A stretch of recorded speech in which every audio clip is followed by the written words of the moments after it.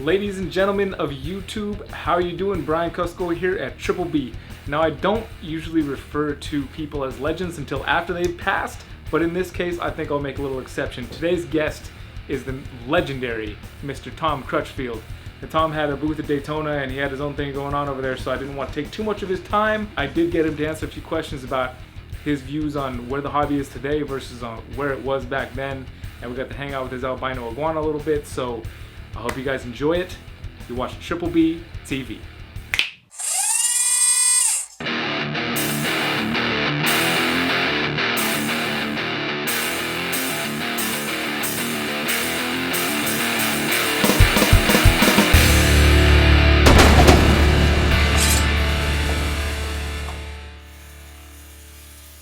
You've been keeping longer than many people even knew what a reptile was, I would venture to say. Probably, yeah. So how have you seen it from then? Especially if they're under like 50 years old, 55 years old. So you've been keeping for over 55 years? Yeah.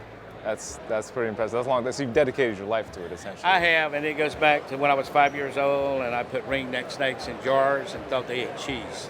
And then they'd look bad, and I would turn them loose and catch more. So that's how I learned.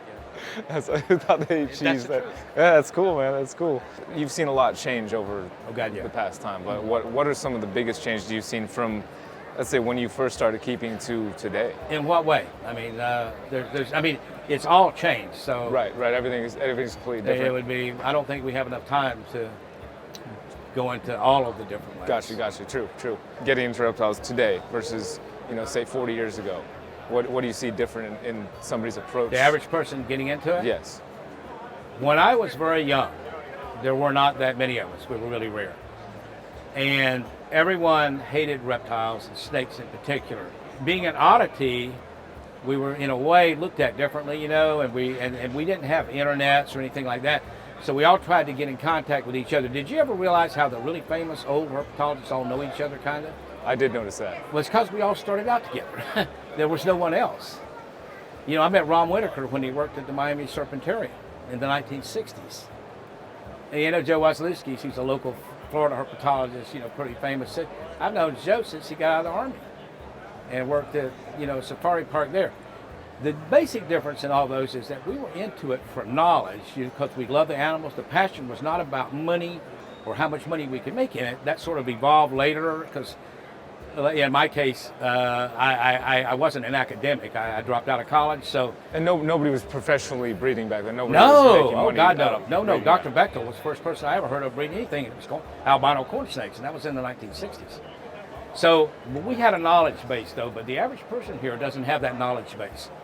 So what's happened is that the hobby has evolved from being a more academic hobby with people in it that were thirsty for more knowledge, and we talked to each other because we each one knew stuff the other person didn't know. That's how we know each other. Right.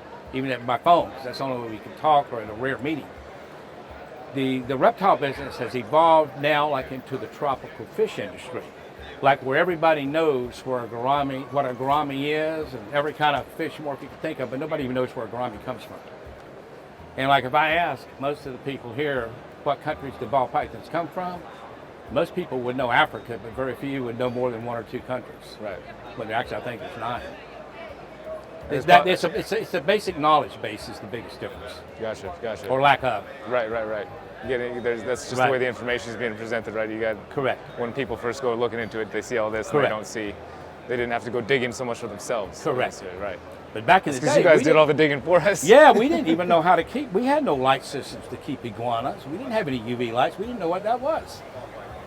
You know what I mean? There was no calcium supplements. You guys did all the trial by error. Well, we had to learn about the animal before we got it, so Right. we couldn't keep it alive at all. Right.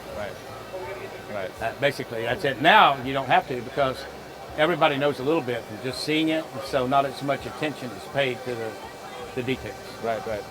And I think more animals today, and this is the only sad, I'll tell you the good part and the bad part. The sad part of it is, and we'll say that first, is the fact that a lot of reptiles get bought on a whim. Not understanding that if you buy that little iguana for $35, that it's going to live about 30 years if you take care of it and get 6 feet long and require huge. So it's not a good idea just to buy one. But the good that it does at the beginning, remember how I told you that everybody hated snakes? Yeah. When I was a kid, 99.99% of the people, if they saw a snake, would either shriek and run away or kill it. We've changed the attitude of all of these people by becoming a tropical fish kind of thing. Remember how every household had a tropical fish? Now, I don't know the statistics, but I think that a high percentage of American families have had reptiles, or their neighbor has reptiles. So even though we still have a high number of people that don't like snakes and don't want to be around them, they do recognize now the environmental values they have, the ecological values, and they're not so prone to kill it. Yeah. So that's a huge positive thing. And that's the best of all. Totally. And even if a few iguanas were bought and killed in the process, or other stuff, I mean, that happens in the wild too. You know, I mean, very few survive to adult size to reproduce. I mean, the good they do overall is better than the harm that happens to them, if that makes sense. I don't want to sound callous. No. It does make sense. Positive It does make sense. Yeah, definitely. Well, hey, Tom, I appreciate you taking a minute to come over and talk to us, man. problem, I really do. Thank you very much. Thank you. And to the person who was hovering the drone over our heads in the middle of the interview, if you could send me some of that footage, I'd appreciate it. Thanks. Hey, thank you, Tom, for giving us a little bit of your time. Really appreciate it. Next week, we're having another legend on, Mr. Eugene Bissett. And in contrast to this interview, this is a much longer one, and Eugene gives us lots of insight into the hobby, the industry, and how you can potentially achieve your fullest potential in this industry / hobby. So I hope to see you then. Until then, you've been watching Triple B TV. Y'all take care.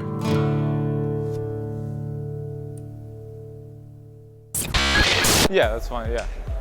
As long as you got Tom, we don't need to worry about me. And if you wouldn't mind putting him down kind of where he was earlier as well. My hand? Yeah, down on your shirt. He was kind of lower on your chest at one point. Of course, yeah, it's an animal. He's gonna go where he wants. Yeah, well, the problem is too, iguanas want to go high. They Right. go up, you know, like tree vipers if you're holding them.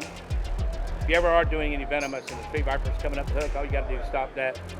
Just turn the hook up and they'll just go right back to the top.